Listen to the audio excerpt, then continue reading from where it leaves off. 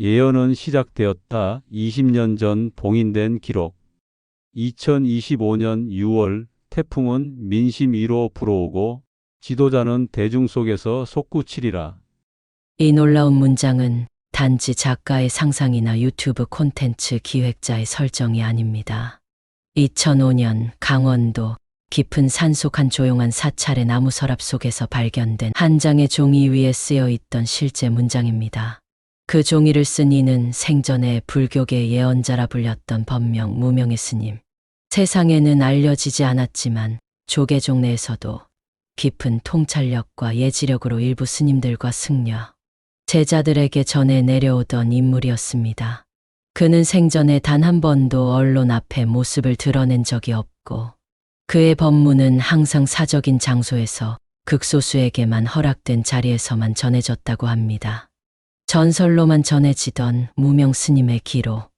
2005년 어느 여름 한 제자가 우연히 스님의 오래된 오칠된 불단 안쪽 서랍에서 황색으로 바랜 종이 다발을 발견합니다.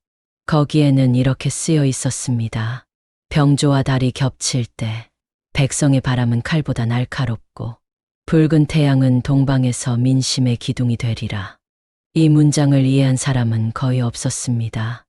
하지만 2024년 12월 대통령의 계엄 선포에 의한 탄핵으로 조기 대선이 실제로 불거지자 그의 제자였던 현직 스님 한 명이 이 문장을 꺼내들고 조계종 내부 학술 포럼에 발표합니다.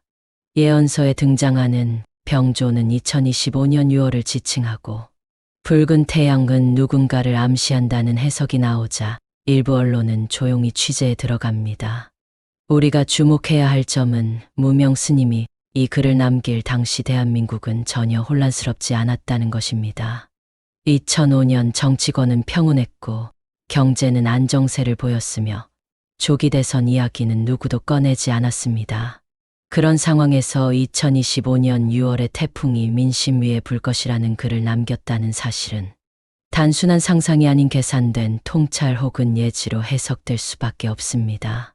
그의 예언이 조계종 내부 문서로 20년 가까이 잠들어 있다가 2024년 말에 들어서야 세상에 드러났다는 점 또한 놀라운 타이밍입니다. 무명 스님은 누구인가? 그의 본명도 생물연도도 명확히 남아있지 않습니다. 다만 몇몇 승려들의 증언에 따르면 그는 서울대 철학과를 졸업하고 한때 유학을 준비하던 중 법당의 향냄새에 이끌려 출가한 인물로 전해집니다. 수십 년간 한 사찰에서만 머물며 책과 사색 그리고 세속을 관조하는 명상에 몰두했다고 합니다. 그가 남긴 또 다른 문구 하나가 있습니다. 지도자는 민심 위에 서는 것이 아니라 민심 안에 있어야 한다.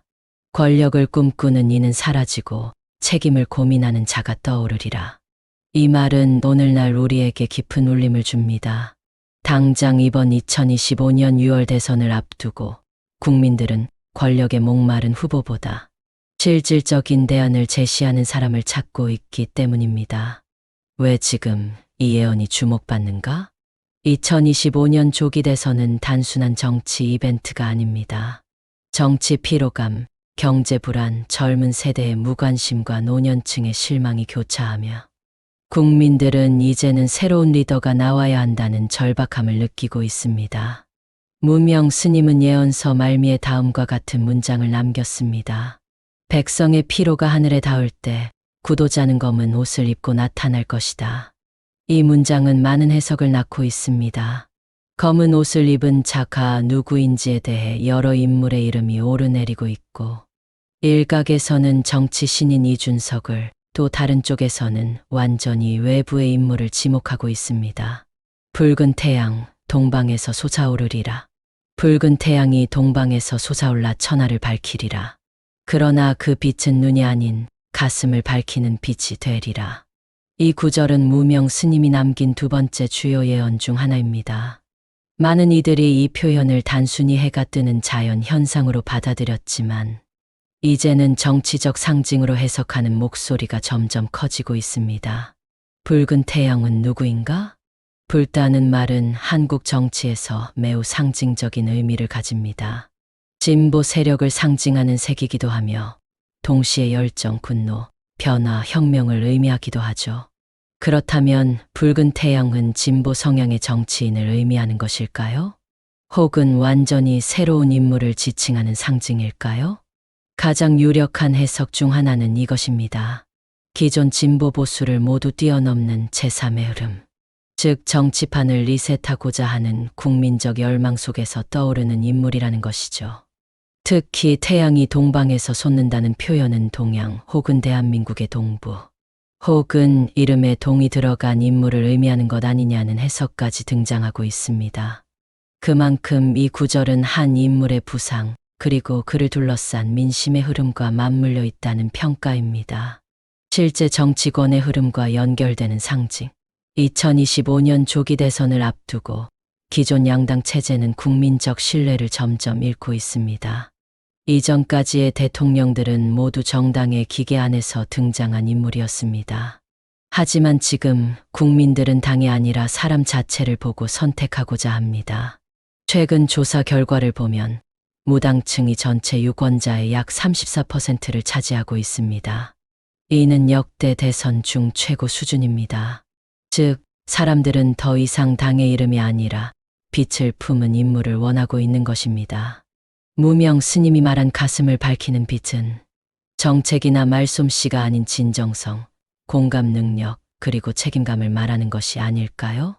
스님이 말한 신법의 지도자. 무명 스님은 또 다른 구절에서 이렇게 남겼습니다. 진정한 지도자는 눈으로 뽑히는 것이 아니라 백성의 피로에 응답하는 마음으로 선택되느니라. 이 말은 신법, 즉 마음의 법도를 말합니다. 권력, 외모, 배경, 학벌이 아니라 진심으로 국민의 삶에 다가가려는 마음. 그 마음이 있는 인물이 결국 민심을 이끈다는 이야기입니다. 이 말은 최근 일부 정치 신인의 등장과도 맞닿아 있습니다. 특정 정당에 속하지 않고 SNS와 유튜브, 간담회를 통해 국민의 말에 귀 기울이는 인물들. 이들은 기존의 정치 문법을 따르지 않고 새롭게 마음의 정당을 만들어가고 있습니다. 실제로 디지털 기반 유권자 청취 플랫폼을 구축한 후보도 있고 노인복지 현장에 직접 뛰어들어 정치가 아니라 봉사로 접근하는 정치 신인도 있습니다. 사라진 달, 떠오른 해의 예언. 스님은 또 한 구절을 이렇게 남겼습니다. 달은 스스로 빛을 잃고 해는 민심에 의해 떠오르리라. 다른 빛을 반사할 뿐 스스로 빛나지 못합니다. 기존 정치권이 누려온 권력과 영광이 국민의 힘이 아닌 외부 환경에 의해 만들어졌음을 상징하는 것일지도 모릅니다. 그에 반해 해는 스스로 타오릅니다. 이것은 국민이 자발적으로 밀어주는 인물, 즉 진정한 지도자의 등장을 의미합니다. 지금 이 시점 중요한 것은 누가가 아니라 무엇입니다.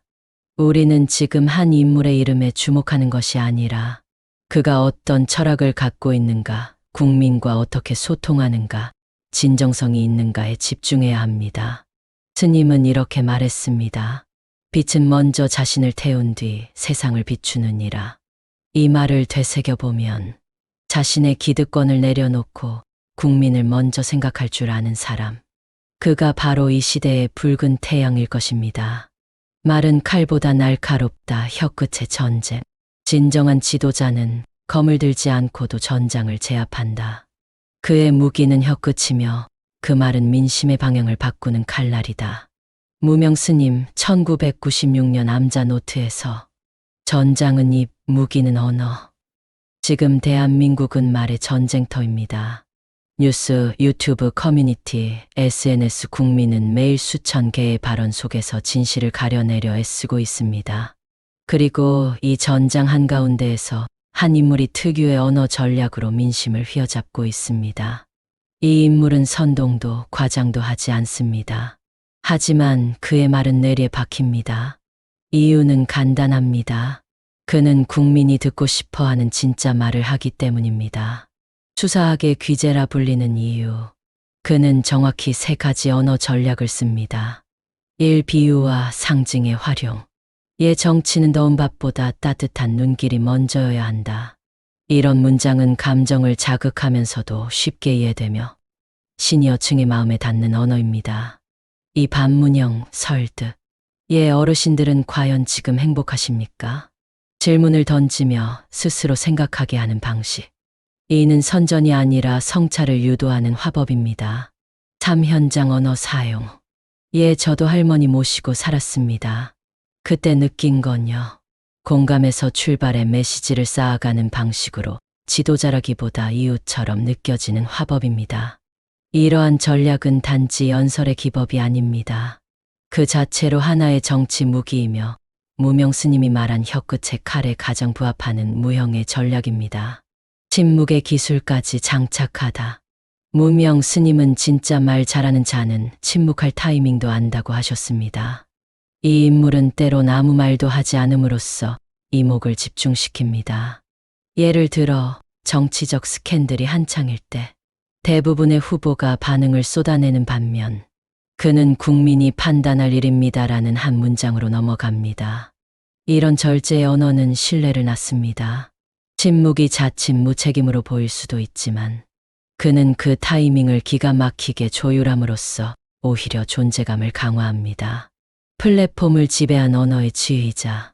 이 인물은 SNS, 유튜브, 단톡방 등 디지털 플랫폼을 일방향, 홍보 수단이 아닌 민심 채굴 도구로 활용합니다. 그는 본인의 발언을 짧게 요약해 짤방과 영상 자막으로 변환, 정치 쇼츠를 만들어 대중의 기억 속에 각인시킵니다. 말 하나로 유튜브 알고리즘을 타고 시니어 유튜브 이용자들의 즐겨찾기에 스며드는 전략. 이것이 바로 디지털 시대의 설법, 즉 말의 확산 기술입니다. 대중은 말보다 태도를 듣는다. 무명 스님은 다음과 같은 말도 남기셨습니다.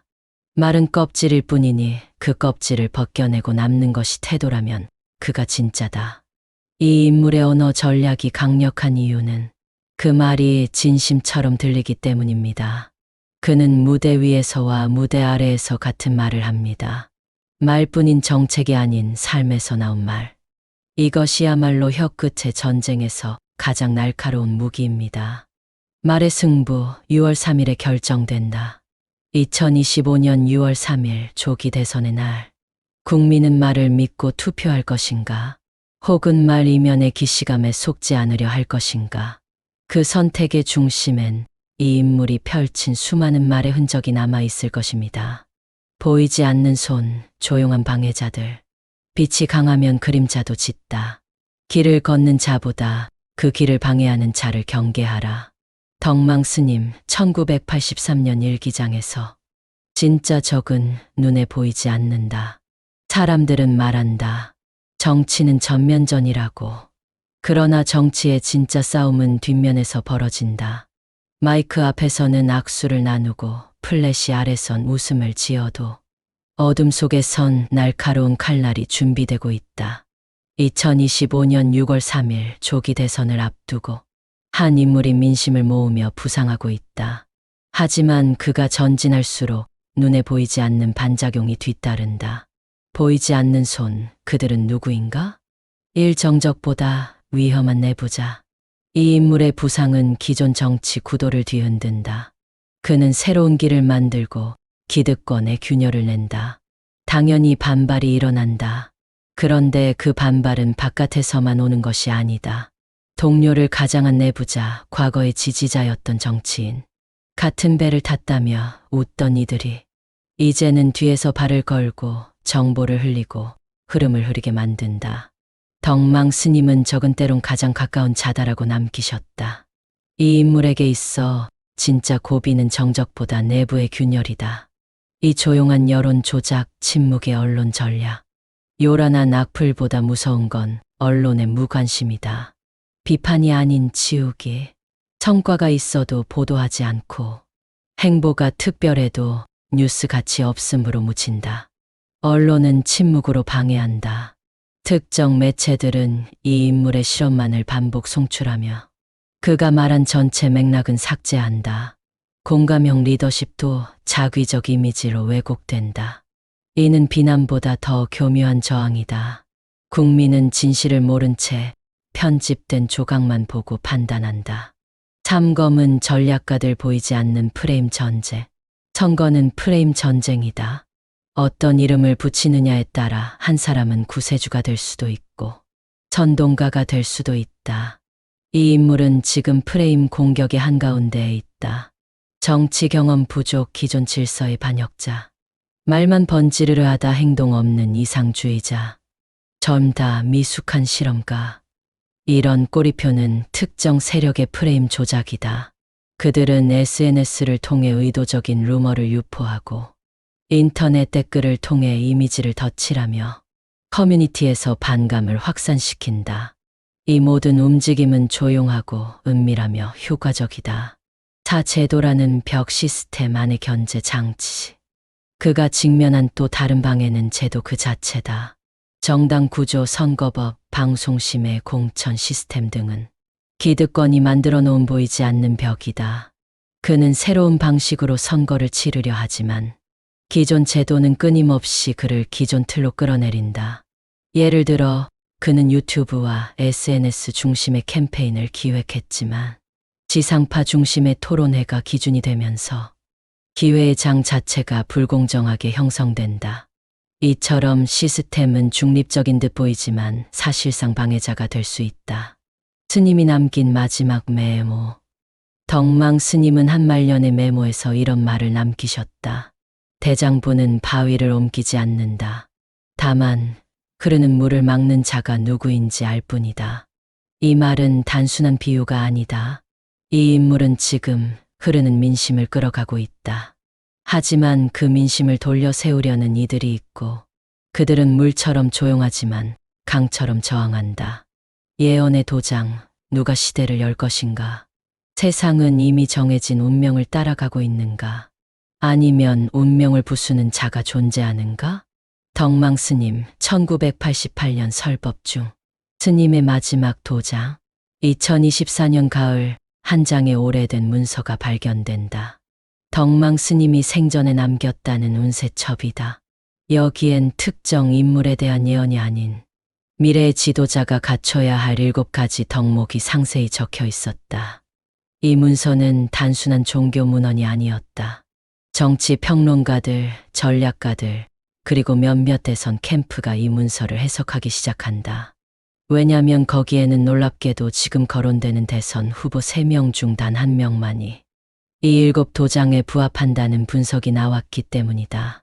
이쯤 되면 질문은 이렇게 바뀐다. 예언은 누군가를 지목하는가? 아니면 시대의 거울인가? 7개의 도장, 7개의 시험.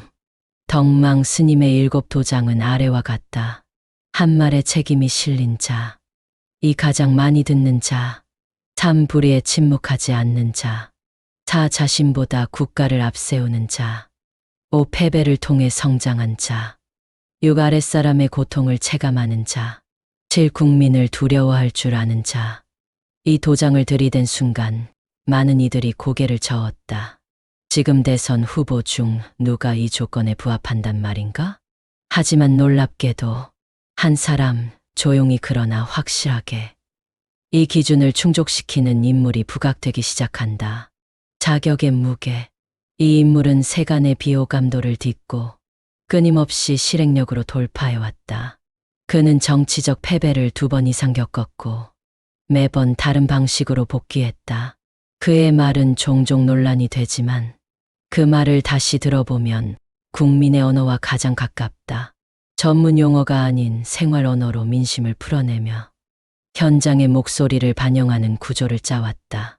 그는 정치인은 결과로 말해야 한다고 주장하며 국민에게 거짓말을 하지 않겠다는 다짐을 수차례 공개적으로 밝힌 인물이다.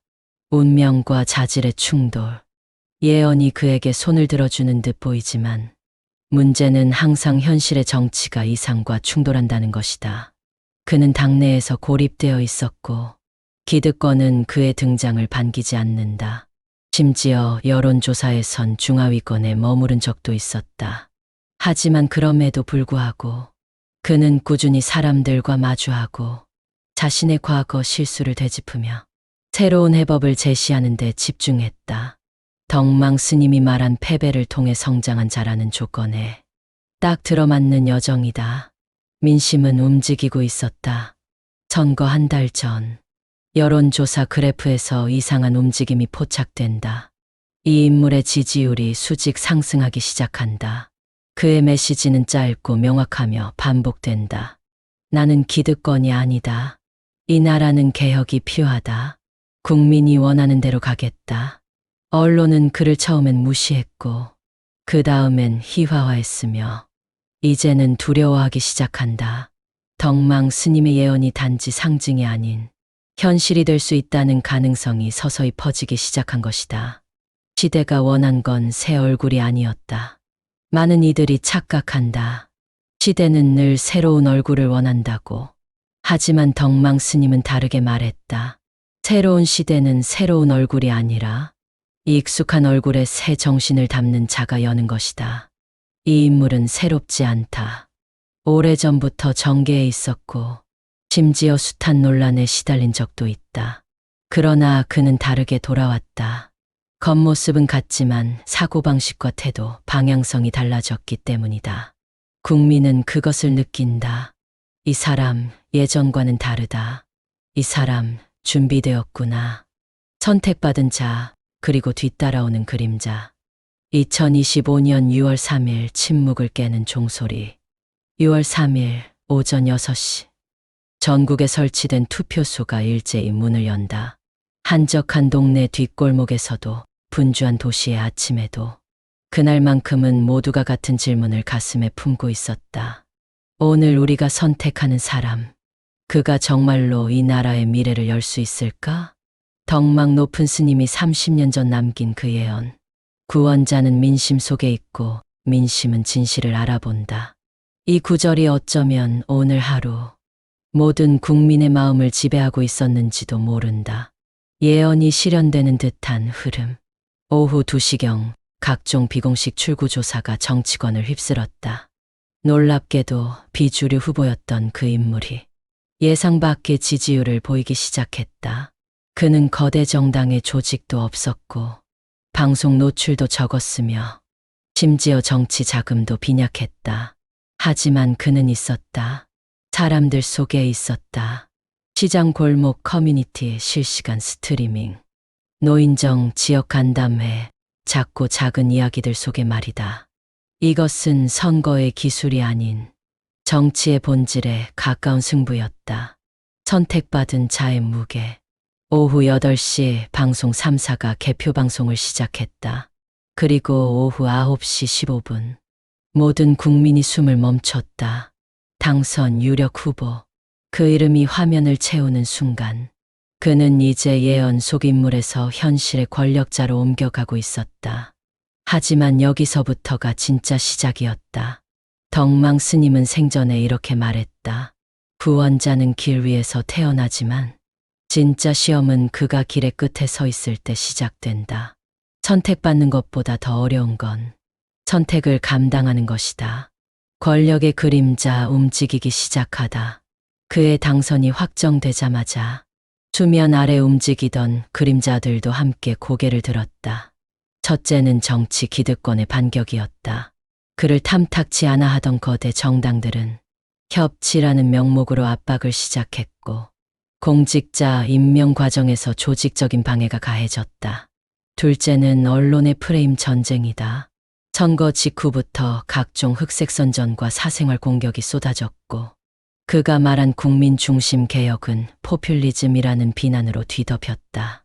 셋째는 내부 이탈의 시작이었다. 처음엔 그를 지지하던 일부 인물들조차 그의 예상 밖 선택과 추진력의 당혹감을 느끼고 등을 돌리기 시작했다. 덕망 스님이 남긴 구절 하나가 다시 조명된다. 민심은 불처럼 따뜻하되 바람처럼 변하기 쉽다. 그는 무엇을 바꾸려 했는가? 그는 당선되자마자 가장 먼저 청와대 집무실 개편을 단행했다. 행정의 중심을 권위의 공간이 아닌 국민 접근 가능성 중심으로 바꿨다.